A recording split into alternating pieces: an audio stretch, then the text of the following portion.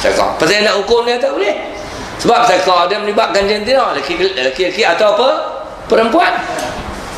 Dia tak boleh menerima zakah. Jadi kalau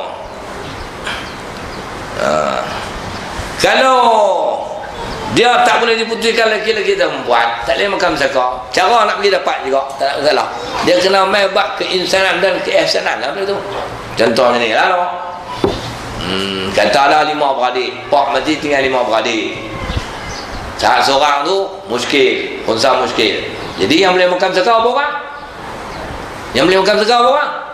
4 saja. Jadi hang 4 ni kalau perut depa ada hati. Perut mereka ada hati, mata perut mereka jelek, mereka ambil beda mereka tu, bagilah kat saudara mereka hak khunsa saja. Tapi kalau mereka buta perut, faham tak saya abang ni? Kalau mereka buta perut, tapi buta perut mereka kena kat mereka. Kami makan 4 orang saja, yang khunsa muskil. Aku anak bapa, ya nak buat macam mana, khunsa muskil. Abang hang tak ada, aku mengaji di Darul dah. Betul? Maka dia pun buat cena nasihat aku lah. Buat cena nasihat kami baik, kami tak khunsa. Betul? Tapi kalau 4 dari ni ada perut mereka tak buta, tak apa, kami kesian kat hang ni tak boleh makan zakah, kami dapat. Kata hajah dapat ni semua jantan belakang, tapi semua jantan belakang, seorang tu muskil. Katalah pak mereka tinggal 10 juta, 10 juta. 8 juta. Nah, betul tak? Dapat seorang 2 juta. Dapat seorang 2 juta. Dapat seorang 2 juta. Jadi dah muskil tak ada apa. Pak tinggal 8 juta boleh seorang 8 juta 4 orang. Seorang apa? Depa ni kalau tak buta perut, bagilah seorang tak sampai 2 juta kat dia pun tak apalah. Nah, kesian kat saudara kita ni. Kita kutip lah orang bagi kat dia 200,000, bagilah 4 orang boleh berapa ribu, 800,000. Nak lah kami bagi hang 400,000, hampa 2 juta, tinggal 1,800,000, habis orang 200,000 bagi hang, kami boleh seorang bagi kat hang. Hampa banyak lagi, aku boleh 800,000 ya, mujur bagi. Ikut saya tak boleh tu, ikut saya tak boleh untuk faham bagi. Tu kalau orang ada betul. Tapi kalau dia tak balas siang ada, bagi kita kutip seorang lagi. Tu gila. Kutip orang lagi 5 lagi, orang gila lagi kan. Tak tahu kan. Tapi dia ikhlas nak tu. Dia tahu. Habis.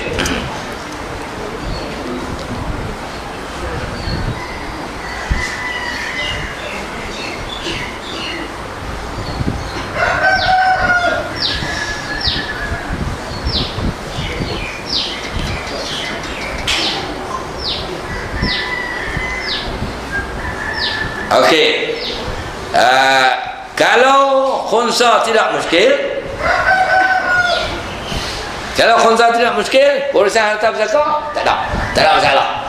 Sebab kita dah boleh menentu dia. Kita boleh menentu dia akan jantina dia. Habislah. Jadi tuan-tuan, ni cerita bab khunsa lah. Saya sambung satu tajuk lagi sebelum saya berhenti ya. Khunsa biar. Ni tajuk yang berkaitan dengan kehidupan seharian kita. Tajuk. Okey. Habis tajuk ni berhenti ya. Nak pergi makan nuri. Nuri lagi lah. Nuri lagi. Lagi sekolah tak buka, nuri masih ada. Tajuk yang kedua pagi ni ialah dal ra mim alif. Dal alif ra. Kata apa? Derma darah. Tajuk ni tajuk orang panggil contemporary, tajuk semasa. Derma darah. Dulu ni dia la ni darah min alif, da alif ra. Ni tajuk la. Dulu ha ya sin pa, da alif ra. Isyak dah. Sekarang. Okey. Apa maksud derma darah? Derma darah ni maksud dia kesediaan dan kesukarelaan seseorang bagi darah dia pada seseorang yang sangat memerlukan. Orang tak perlu, orang tak derma. Kadang-kadang terderma bagi kat lintah dengan apa nama pecat. Itu kan derma dia zat darah tu. Jadi derma darah ni kesediaan dan kerelaan seseorang bagi darah dia pada seseorang yang sangat memerlukan. Itu dia panggil derma darah. Okey. Saya biasa derma darah. Saya biasa derma darah sekali kali tu betul dak Lepas ambil darah ada berapa pain saya lupa lah. Derma darah pergi duduk hospital dan tidur atas katil, dia cucuk ni wayar sambung turun dah tak kita tak boleh tengok darah, kita akan seriau tak buat relax. Tapi tengok bila sikit-sikit kan turun satu pain tu darah. Tapi lepas derma darah badan kita dia jadi taklah letih sangat, tapi dia tak macam balance lah. Dia tak melainkan orang darah banyak tak apalah, saya darah sikit tik kan mengkit derma darah. Yang syok di hospital lepas derma darah beriak melo siapa? Saya kata macam ni, melo saja kak. Biasa orang pergi derma darah dia pergi melo. Sebab apa? Melo anda jadi sihat dan kuat. Ini iklan lama mana? TV hitam putih. Saya ingat lagi lah dalam TV kan, minum melo anda jadi sihat dan kuat. Iklan dalam TV. Ingat tak? Ingat lah tu. Lah tak ada dah. Lah dia ganti. Minum ketum anda jadi sihat dan kuat. Dia kata tu ayat tu. Okey. Okey. Jenis penerima dan penerima darah pula. Saya tahu tuan ni. Penerima dan penerima darah. Depa ni jenis apa? Jenis yang pertama, saling kenal mengenali. Ni biasanya adik-beradik. Laki derma kat bini, bini derma kat laki, anak derma kat pak derma kat anak, kawan derma kat kawan. Bukan kenal, anak derma kat teman, mak bini aku, dia buat operation. Derma lah, pak aku, dia nak belah, nak buat belah perut. Saling kenal mengenali. Jenis nombor dua pula, orang yang derma kenal penerima, tapi penerima tak kenal penerima. Ada lah ni, ada. Jangan abang kat saya derma darah kat dia. Sakit duduk di hospital, tiap. Doktor tak, okey, rahsia dijaga rapi. Di unit rawatan rapi. Penerima dia tahu siapa dia derma, tapi penerima tak tahu darah siapa yang dia terima. Itu jenis nombor dua. Nombor tiga, penerima tak kenal penerima, tapi penerima kenal penerima. Ini nombor tiga. Penerima haram tak tahu siapa. Dia pakai pergi bagi ke tu hospital, tapi penerima tahu. Depan darah siapa, dia pun kawan tu buat darah kawan-kawan ni. Dia tahu. Dia baik sungguh hatinya.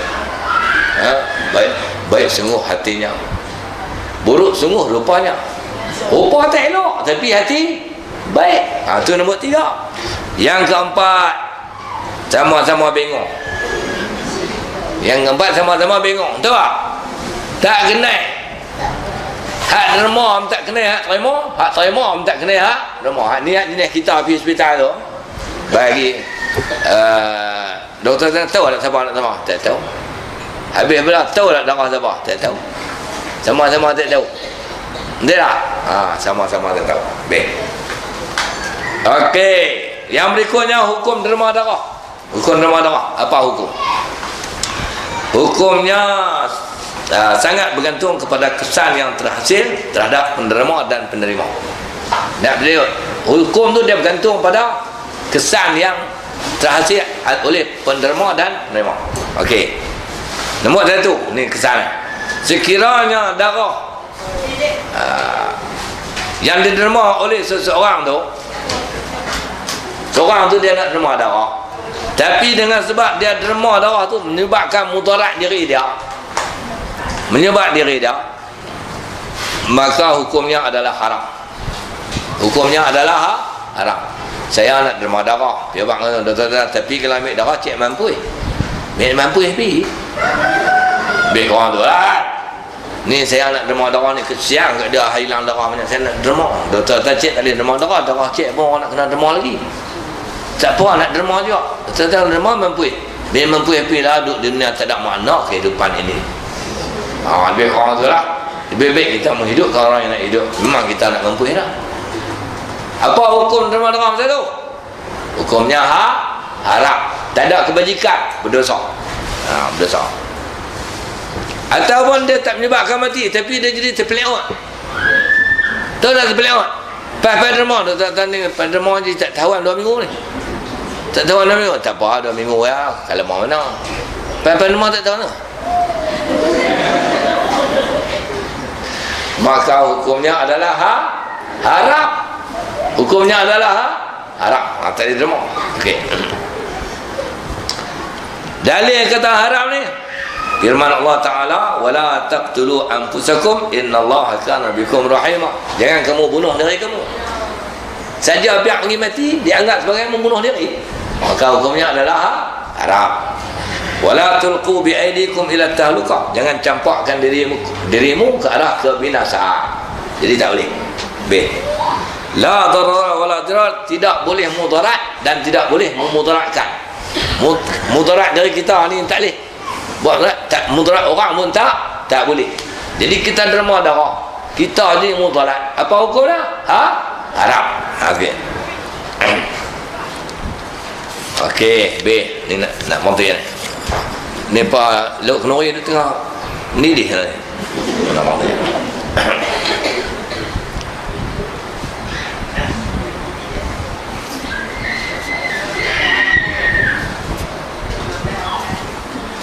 Tadi ni derma darah bawa kepada mati. Derma tu boleh mati kan? Okey. Nombor 2 ada tak mati. Tapi macam sahabat lah kawan tadi, dia jadi lemah yang berkekalan.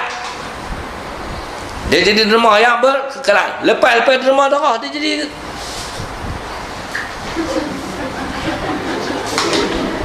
street lah. Tak mati tu. Berapa tahun aja tu? 12 tahun lah. Awak derma darah. Tahu kalau ustaz rumah tu pakai tak mengajar main suruh tak keluar. Hak ni jadi hukum dia apa? Sama dengan hal tu, hukumnya haram. Hukumnya haram. Tapi nak menentu ni doktor lah, kita bukan reti. Ni nak ngajak buat pegah. Yang menentu mudarat ni doktor lah. Diserah sampai untuk bomo jahanam. Dia lah. Okay. Dia tahu sukat darah dalam badan kita ni ada banyak benda yang betul ada kan. Ni boleh keluar dari keluar ni. Boleh. Darah ni tuan-tuan dia jadi semula. Satu betul boleh derma. Macam tangan kita derma tak ada. Dia main tangan plastik. Darah ni dia jadi daripada makanan. Bila darah kita keluar, kita makan, dia jadi darah boleh. Dia lah. Kita makan jadi darah boleh. Ayam kita kena ayam, dia akan bentuk darah. Itu dia ajibnya kuasa Allah Subhanahu wa taala. Okey.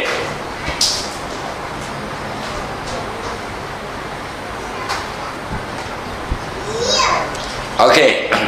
Namun berikutnya bertiga, kalau derma darah tu dia mudarat juga kepada penerima, tapi mudarat tu mudarat yang ringan. Mudarat yang ingat, dia tidak membawa kepada kebinasaan, ini mati lah. Ataupun tidak menyebabkan orang tu jadi macam sahabat lah. Dia jadi apa? Kemudaratan tu menyebabkan susah dia, jadi lemah. Jadi dia derma ni dia lemah sat saja. Dia lemah sat saja, macam letih sat saja, tidak mudarat. Maka pada ketika itu hukum derma adalah harus. Dia tak ada sunat. Hukum derma adalah harus. Okey. Tapi menderma darah hukumnya ada ni, ada syarat dia. Ada syarat dia. Bukan sah-sah tu ni. Okey, apa syarat dia? Nombor 1 syarat dia. An yakuna ad-damu al-mutabarri'u saliman min al-amrad al-ma'diyah kal-is aw al-amrad al-mustatinah ka-sulli was-sartan. Hendaklah darah tu darah selamat daripada penyakit lah. Sakit-sakit yang bahaya orang, macam penyakit AIDS. Contoh macam penyakit AIDS, dia tu ada penyakit AIDS. Aku ni duduk di dunia tak lama dah penyakit AIDS, darah pun banyak lagi. Tapi derma doktor nak derma semua. Berapa pen ambil banyak benar tak apa. Derma pindah pergi ke orang mampu pula kawan tu pun kena. Aku dulu sihat lah tak apalah derma darah pula. Dia pakai derma habis semua. Ndek. Cara yang pertama darah dah sejahtera. Darah orang penyakit tak boleh. Terutama penyakit-penyakit yang bahaya. Okey, satu.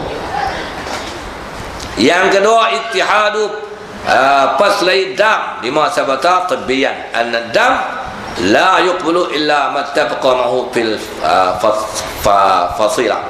Hendaklah darah tu darah yang sama. Kalau doktor kata darah A, darah O, darah B, darah C, darah Z, darah buh biar huruf maka kita tak hati. Nah, baik. Kalau kita derma darah, kena tanya lu penerima tu. Tapi bukan kita tanya doktor, dia tanya ke doktor kata dia hospital memerlukan darah B, contohnya darah B. Kita darah B, B derma. Kalau hospital memerlukan darah B, kita darah O. B nak bagi juga, doktor tak mau. Ambil, orang nak bagi. Tu tak tahu aku tu. Maka hukum pada ketika itu tak diharui, haram balik. Haram balik pasal buang darah. Jadi haram balik. Okey. Jadi syarat yang kedua darah yang sama di antara darah penderma dan darah penerima. Syarat yang ketiga an yakuna al-manqul ilaihi dam wa harbiyan. Penerima darah bukan kafiah harbi. Kita derma. Kafiah harbi ni dia perang orang Islam. Kita beri kat dia pula mampu ni. Dia tak? Tapi kafiah zimmi tak apa.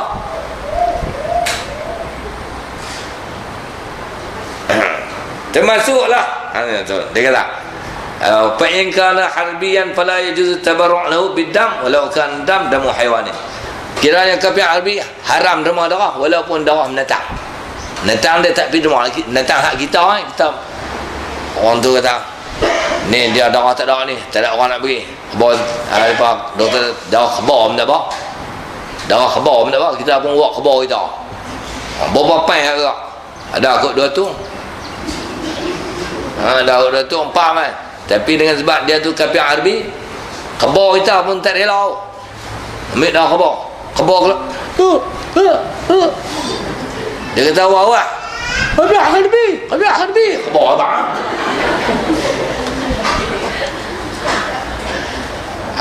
Tak boleh. Pada kafir harbi tak boleh. Orang kafir. Tapi kat belah Malaysia tak ada kafir harbi. Pihak zimi ya. Nanti mengkuang bukit tajam tak ada. Boleh derma ya. Kemudian idza kana tabarru' bid-dam la yudirru al-mutabarri' darran la yuaddi ila al-maut aw al-halak. Yajuzu bi syurutin sabiqah. Tak mudarat. Okeylah. Okey. Dalil mengharuskan derma darah. Dalil mengharuskan derma darah. Apa dalilnya? Kaedah fiqh yang pertama, ad-darurat tubihul mahdhurat. Kemudaratan itu mengharuskan perkara yang dilarang. Darurat ni mana buang darah tu? Darurat tu. Tapi dia mengharuskan perkara yang dilarang.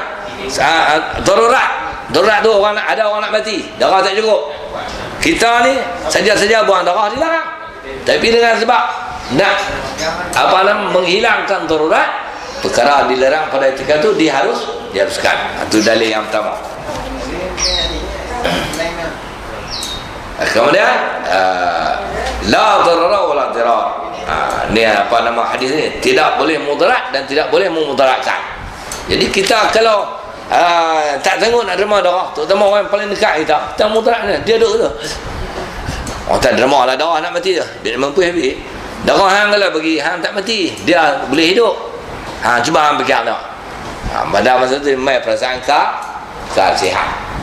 Dia mai perasaan sihat, kita pun derma. Sebab darah ni dia boleh jadi balik.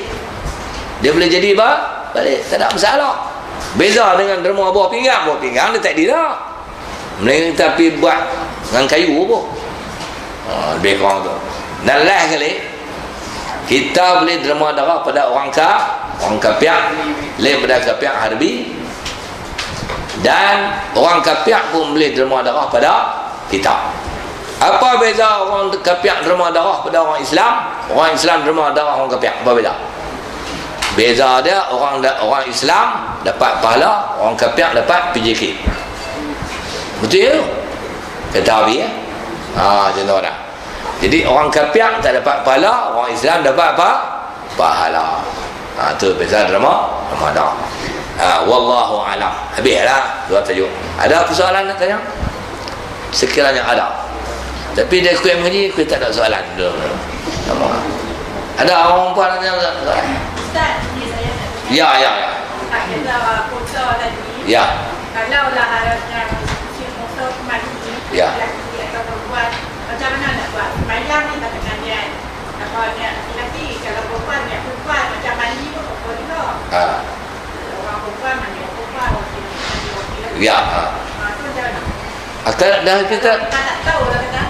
tak tahu dia muskil. Dia khunsa muskil lah. Okey. Kalau khunsa tadi dihukum tahu jantina dah, buat cara jantina dah lah. Kalau hak muskil tadi ni, buat cara muskil. Buat cara muskil, nak semayang dia, sahaja aku semayang di atas mayat khunsa muskil ni. Khunsa, kata khunsa lah. Sebab apa nama kalau tidak muskil, kita kata dia lelaki, kita kata dia apa? Perempuan. Saja aku semayang di atas mayat khunsa ini. Lagu tu niat lagu tu sajalah. Nak duduk tu pulang lah. Kalau orang lelaki, pala belah kiri, orang mayat, perempuan pala belah kanan, duduk pecah pinggang. Orang lelaki, Cik Imam duduk pecah pala dia. Mayat khunsa ni dia duduk hak belah mana dia selesa. Itu kalau kata nak mandi lah. Macam orang yang nak mandi mayat tu. Nak mandi apa nama, pergi tengok apa nama, dua-dua boleh mandi. Dua-dua boleh mandi. Merobok dua-dua. Dua-dua boleh mandi. Tapi kebiasaannya lagu tu serah pada lelaki-lelaki untuk mandikan, sebab mandi mayat ni dia perlukan pada kekuatan dia. Dalam keadaan muskil tu serah pada lelaki-lelaki. Itu lebih baik daripada serah pada orang perempuan. Ada lagi nak usung serah bagi orang lelaki-lelaki. Kuat liang punya orang lelaki, saya tak nak tengok lah orang perempuan kuat liang. Ada lagi soalan? Tak mau tanya lah. Awak mati soalan kan? Ya, kalau tak ada soalan, bermakna apa yang diajak tu faham semua lah. Mana kemat lah, insyaAllah. Pada kesempatan yang lain kita jumpa lagi. Bismillahirrahmanirrahim. Alhamdulillah Rabbil Alamin. Wassalatu wassalamu ala asyrafil mursalin Sayyidina Muhammadin wa ala alihi wa sahbihi ajma'in. Allahumma fa'na bima 'allamtana wa 'allimna ma yanfa'una warzuqna 'ilman yanfa'una wa zidna 'ilma. Alhamdulillah ala kulli halin wa na'udzubika min hali ahli an-nar. Allahumma ij'alna minal ladzina yastami'una al-qawl fayattabi'una ahsana. Wa sallallahu ala sayyidina Muhammadin wa ala alihi wa sahbihi ajma'in. Walhamdulillahi rabbil alamin.